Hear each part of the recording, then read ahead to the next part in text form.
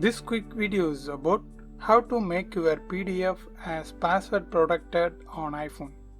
Okay, let's see that. Actually, on iPhone and iPad, if we save the PDF on Files app or any other apps like WhatsApp, Messenger, etc., wherever PDF was present, same process applicable. Okay, now let's see how to do that on Files app PDF. Open Files app and open the PDF file you want to lock.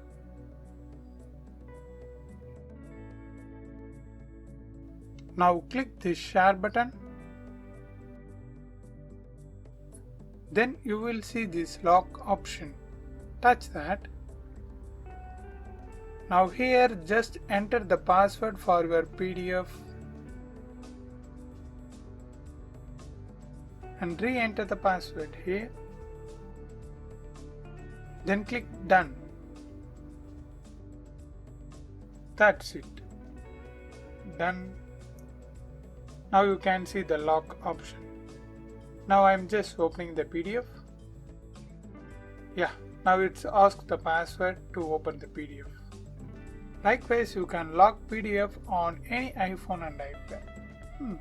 I hope this video helps. If it really helps, means leave a like and share this video with your friends and neighbors. Thanks for watching.